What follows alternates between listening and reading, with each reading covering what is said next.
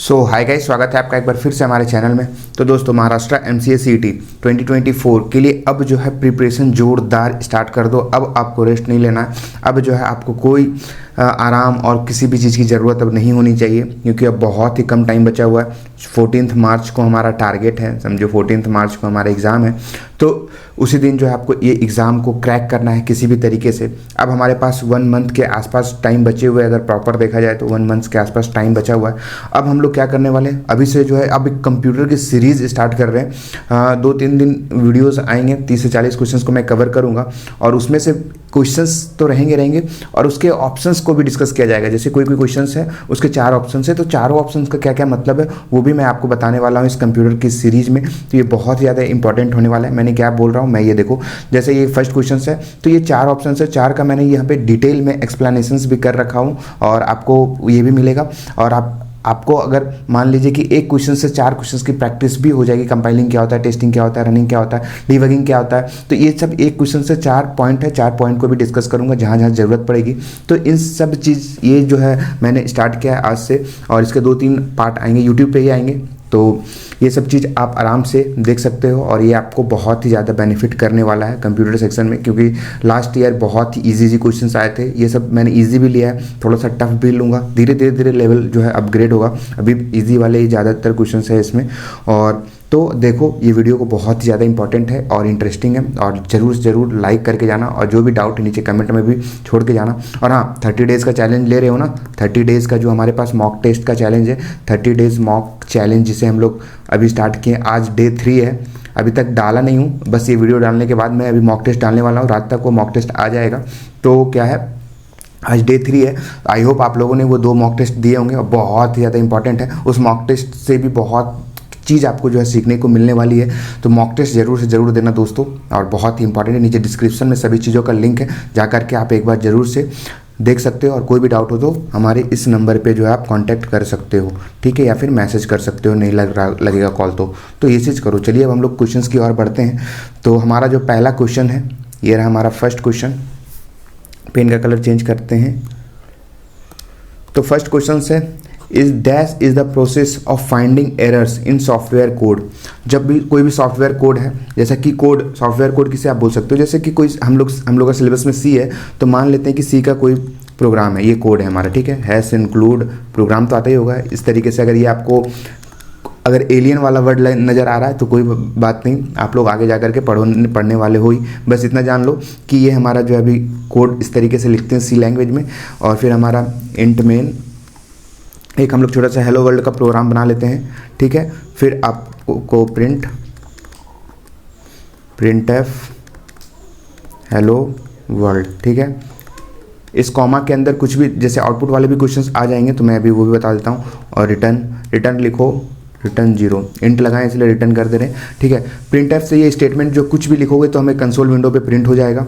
Hello world double inverted comma के अंदर कुछ भी लिखोगे एज इट इज़ प्रिंट हो जाएगा। तो हमारा अभी प्रोग्रामिंग सिखाने का मतलब नहीं है, हमारा बस इतना कहने का मतलब है अभी कि ये हमारा ये कोड है, ठीक है। इसी को हम लोग सॉफ्टवेयर कोड बोलते हैं।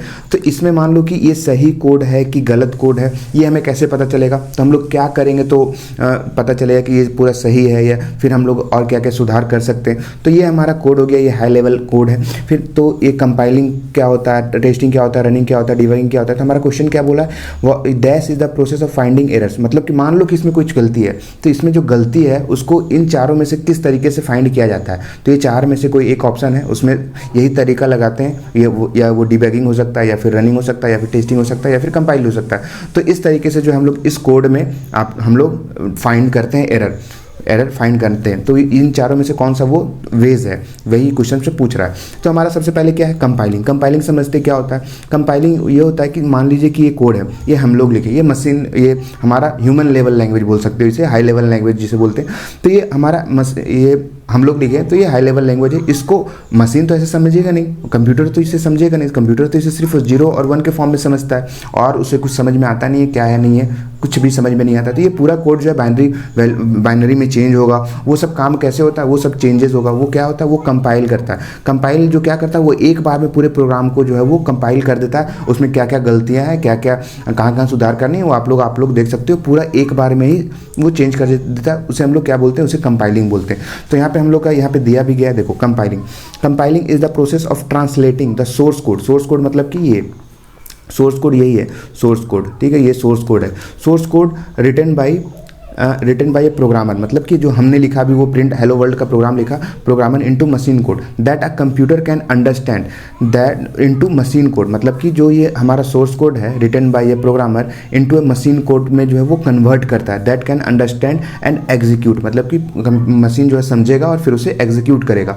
तो ये हमारा काम कौन करता है, हमारा कंपाइलिंग करता है। तो it is check for syntax error and generate executable file, मतलब कि ये हमारा जो है वो एक्सटेंशन में कन्वर्ट करेगा कंपाइल और फिर जो है रन करने का काम आएगा, फिर एग्जीक्यूट करने का काम आएगा। However it does not specially focus on finding logical error in the code, मतलब कि हम लोगों ने लॉजिक लगाया हेलो वर्ल्ड का प्रोग्राम जैसे सम ऑफ 2 नंबर का प्रोग्राम है तो वो लॉजिकल ये सब में वो दिमाग नहीं लगाता, बस इसमें क्या गलती है क्या क्या वो फाइंड कर सकता है। मान लीजिए कि यहाँ पे जो हम लोग सेमी कॉलन दिए ये सही है कि नहीं है, करली ब्रेसेस दिए ये यहाँ पे देना चाहिए कि नहीं देना चाहिए, बस ये सिंटैक्स एरर फाइंड करता है और फिर वो आपको कंपाइल कर देता है पूरे प्रोग्राम को। और टेस्टिंग क्या है, टेस्टिंग हमारा ये देखेगा कि प्रोग्राम सही से काम कर रहा है कि नहीं कर रहा है, कहाँ पे गलती है क्या है नहीं है। तो टेस्टिंग देखो, टेस्टिंग इन्वॉल्व्स एग्जीक्यूटिंग अ प्रोग्राम और सिस्टम टू आइडेंटिफाई बग्स और एरर, कहाँ कहाँ गलतियाँ हैं वो हमारा टेस्टिंग में, जब टेस्टिंग का एक जॉब पोस्ट भी होता है तो टेस्टिंग वही प्रोग्राम आपको पूरा दिया हुआ है, आप इसमें से बग फाइंड करो कि कहाँ पे क्या गलती है क्या सुधार सकते हैं, बस ये आप लोग फाइंड कर सकते हो। It is a broader term. फिर various types of testing including unit testing integration testing, ये टाइप्स है टेस्टिंग के। तो testing aim to ensure that software behaves expected and meets specified requirements, मतलब कि टेस्टिंग का काम इतना है कि हमने जो प्रोग्राम बनाया है वो हेलो वर्ल्ड का प्रोग्राम बनाया है तो ये कंसोल पे हेलो वर्ल्ड प्रिंट कर रहा है कि नहीं कर रहा है, इतना काम करता है वो टेस्टिंग। और रनिंग क्या है, रनिंग भी सेम तरीके से होता है कि ये जो हमारा प्रोग्राम है वो सही तरीके से रन करना है कि नहीं कर रहा है, हेलो वर्ल्ड वो प्रोग्राम हमारा प्रिंट कर रहा है कि नहीं कर रहा है, वो काम कौन करता है, running. Running refers to the execution of a program और software, it involves actually using application to perform specific task, जिस टास्क के लिए जो सॉफ्टवेयर बनाया गया है क्या वो काम कर रहा है कि नहीं कर रहा है, वो हमारा रनिंग में चेक होता है। वाइल रनिंग अ प्रोग्राम में help uncover some errors, it is not dedicated process for identifying fixing error in the code, मतलब कि इसमें एरर से उतना मतलब होता नहीं है, काम कर रहा है कि नहीं है वो ज़्यादा ये फोकस करता है। लास्ट में होता है हमारा डीबगिंग।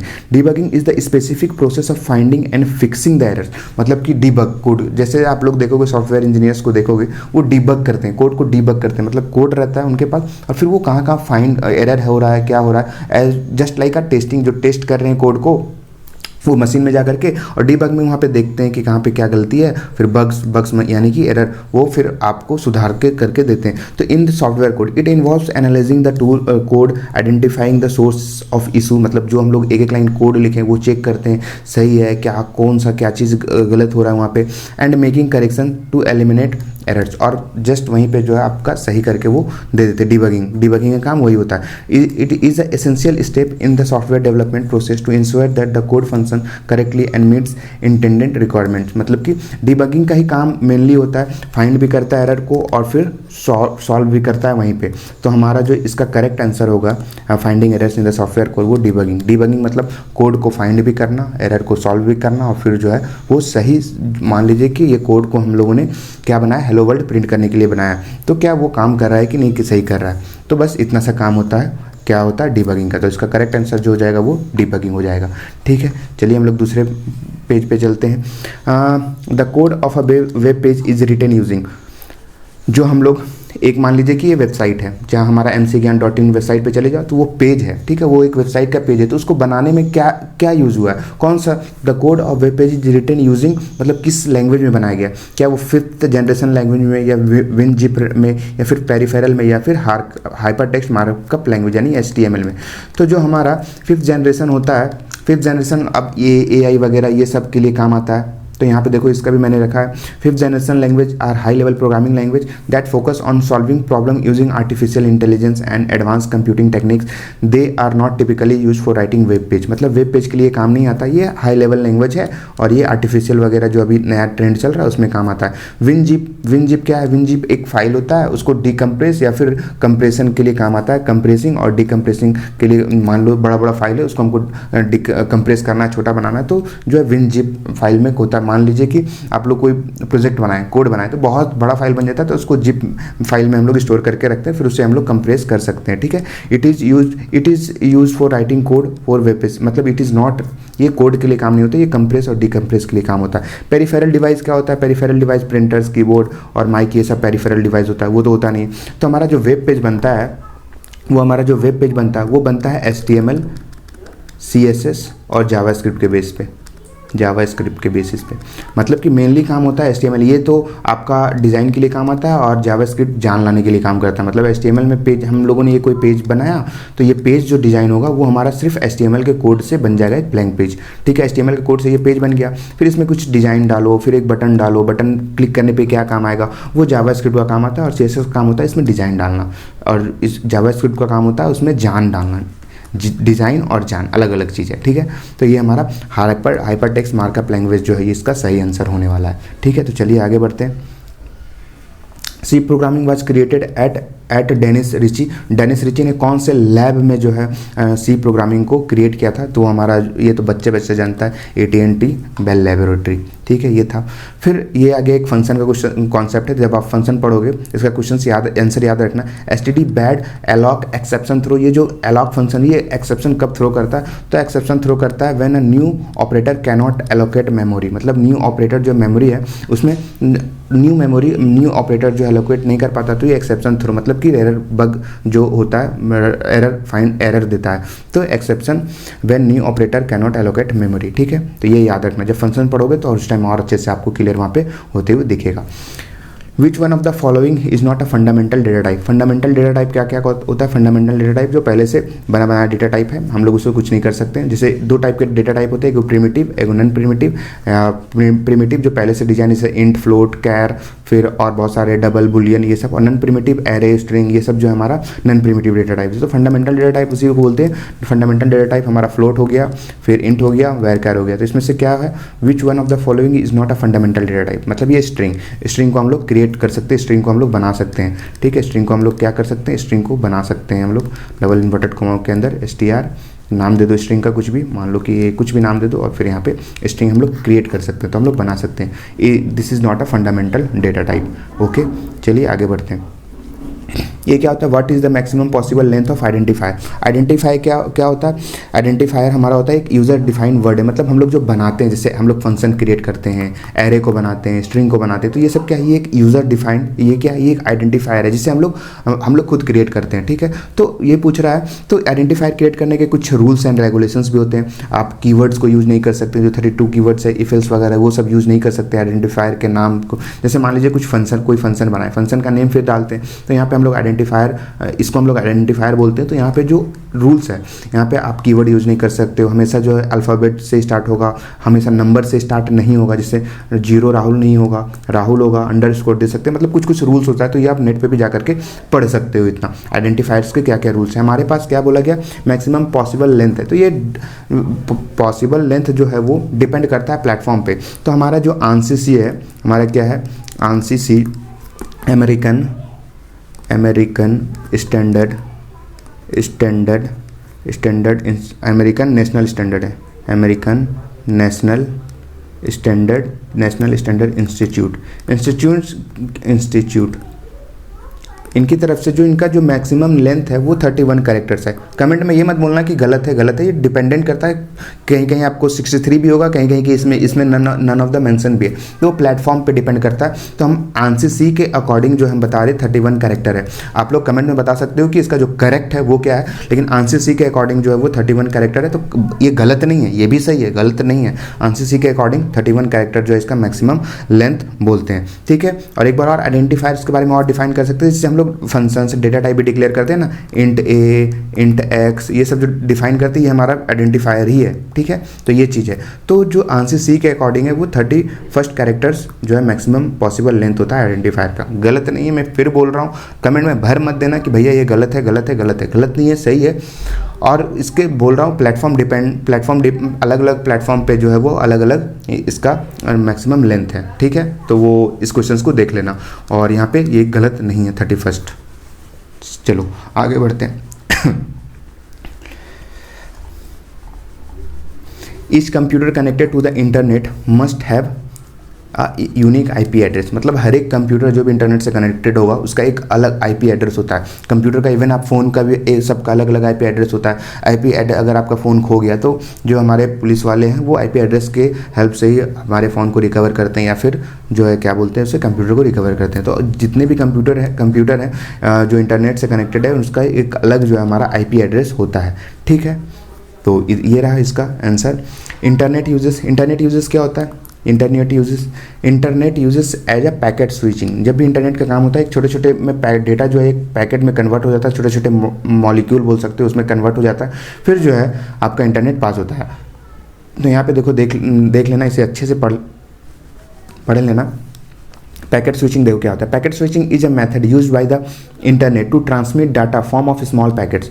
जो पैकेट स्विचिंग है वो डेटा को ट्रांसमिट करता है छोटे छोटे पैकेट्स में डेटा को ट्रांसफर करता है। कैसे काम करता है? Data is divided into small packets, मतलब मान लो कि ये डेटा है, ये छोटे छोटे पैकेट्स में डिवाइड हो जाएगा। ठीक है, बिफोर ट्रांसमिशन, मतलब कि ट्रांसमिशन एक जगह से दूसरे जगह जाने से पहले छोटे छोटे पैकेट में ये हमारा जो है क्या होगा, डिवाइड हो जाएगा। Each packets contain a portion of the original data along with the information, मतलब ये छोटे छोटे पैकेट्स में इसमें ओरिजिनल डेटा जो है स्टोर होते हैं। ठीक है, स्टोर होते हैं, और फिर हमारा क्या होता है, along with the information such as sources, destination, address, इससे कहाँ जाना है, क्या काम करना है, किसको बताना है, तो ये सब जो डेटा इन्फॉर्मेशन है सब इस छोटे छोटे पैकेट में जो है वो स्टोर होते हैं, फिर यहाँ से यहाँ तक ट्रांसफर होते हैं। This packets are the sent independently through the network and may take different routes to reach the destination. किसी को पता नहीं होता है कि इसमें क्या डेटा है, क्या सोर्स है, क्या यूज हुआ है, ये हमेशा अपने अपने अलग अलग तरीके से जाते हैं, और जहाँ पे इन्हें पहुँचना होता है वहाँ पे फिर पहुँचते हैं, और जिसे जानकारी मिलनी होती है बस उसे ही मिलती है। मतलब बीच में ये डिस्क्रिप्टेड या फिर यहाँ पे कोई भी डेटा ऐसा नहीं है कि मान लो कि ये छोटा सा पैकेट यहाँ से यहाँ जा रहा है, यहाँ पे कोई खोल के देख लेगा, ऐसा नहीं होता है। यहाँ पे बीच में आप खोल के देख नहीं सकते हो, बस यहीं पे आपको पहुँचेगा डेस्टिनेशन पे, तभी आप इसे देख सकते हो। एडवांटेजेस क्या है? Efficient use network resources, robustness against network failures and the ability to handle varying data rates. तो ये इसका एडवांटेजेस है, ये सब देख लेना। ठीक है, पढ़ लेना इतना, इसे पढ़ करके सर्किट स्विचिंग क्या होता है, टेलीफोनिक स्विचिंग क्या होता है, टेलिक्स स्विचिंग क्या होता है, जो है हमारा डॉट बैच का वो है, उसमें पीडीएफ में मैं ये डाल दूंगा, आप अच्छे से इसे पढ़ लेना। बहुत सारी चीज़ें, आपका थ्योरी वाला पार्ट कंप्लीट हो जाएगा बहुत अच्छे से। तो जाओ, डॉट बैच को अभी तक आपने नहीं देखा तो जाओ जल्दी से, नीचे डिस्क्रिप्शन में सभी चीज़ों का लिंक है, एक बार जा करके जरूर विजिट करो। मॉक टेस्ट का चैलेंज भी हमारे पास वहाँ चल रहा है, तो मॉक टेस्ट जरूर देना ही देना है आप लोगों को। क्या होता है आर्टिफिशियल इंटेलिजेंस? क्या है आर्टिफिशियल इंटेलिजेंस? एआई का बूम चल रहा है अभी, चैट जीपीटी हो गया, जितने सारे एआई है सब तो अभी उसी से चल रहे। तो क्या है, तो इसका आंसर है a field that aims to develop intelligent machine. Machine को जो है, इनका काम है मशीन, सारा काम जो है मशीन ही कर दे, उनको इंटेलिजेंट बना रहा है एआई। तो आने वाले टाइम पे बहुत अच्छी चीज़ भी होने वाली है और बहुत ख़राब चीज़ें भी होने वाली है, सारा काम जो है वो लोग कर रहे हैं। How can we initialise an array? Array को कैसे इनिशलाइज करते हैं सी लैंग्वेज में? सिंपल सी बात है भैया, एरे को कैसे इनिशलाइज करते हैं? इंट डाल देते हैं और हमारा एरे का नाम डाल देते हैं, फिर साइज डाल देते हैं, साइज डाल के और फिर हमारा कुछ भी यहाँ पे एरे डिफाइन कर लो, कोई बात ही नहीं है। ठीक है, तो ये हमारा एरे का इनिशलाइज हो गया हमारा इस तरीके से। एरे का साइज टू साइज, यहाँ पे साइज डिफाइन करो या नहीं करो कोई बात नहीं, ये हमारा करेक्ट है थर्ड वाला। ठीक है, तो चलिए ये थी हमारे कंप्यूटर के कुछ क्वेश्चंस, और आने वाले टाइम पे अभी और आएंगे, बहुत अच्छे अच्छे क्वेश्चंस मैं लेकर के आने वाला हूँ। अगर वीडियो अच्छा लगा तो लाइक और कमेंट जरूर कर देना। थोड़ी सी लंबी हो जाती है वीडियो, कोई बात नहीं, लेकिन देखना और प्यार देना भैया। और बस मिलते हैं नेक्स्ट वीडियो में, तब तक के लिए मॉक टेस्ट को जाकर के जरूर चेकआउट करो, नीचे डिस्क्रिप्शन में सभी चीज़ों का लिंक है, एक बार जाओ। देखो यहाँ पे हमारा डॉट बैच है, यहाँ पे देखो मॉक टेस्ट चैलेंज चल रहा है अभी, 2 मॉक टेस्ट, आज थर्ड डे है, तो मॉक टेस्ट प्रैक्टिस टेस्ट, फिर 8 मॉक टेस्ट ऑलरेडी डल चुके हैं, तो वो भी जाके आप प्रैक्टिस कर सकते हो। मैथ्स के 20 घंटे के आसपास वीडियो लेक्चर्स हैं, सभी टॉपिक्स ऑलमोस्ट कवर है। फिर आपका लॉजिकल रीजनिंग, कंप्यूटर अवेयरनेस, सभी चीज़ों का है। फिर यहाँ पे आपका टॉपिक वाइज टेस्ट है, कंप्लीट टॉपिक वाइज टेस्ट है, ये देखो। फिर आपका कंप्यूटर का है, इंग्लिश का है, लॉजिकल का है, इंग्लिश का देखो कंप्लीट टॉपिक वाइज टेस्ट पूरा अवेलेबल है, लॉजिकल रीजनिंग के पूरा अवेलेबल है। तो बहुत सारी चीज़ें हैं, तो जाओ जा करके चेकआउट करो बस। थैंक यू, मिलते हैं नेक्स्ट वीडियो में। Thank you.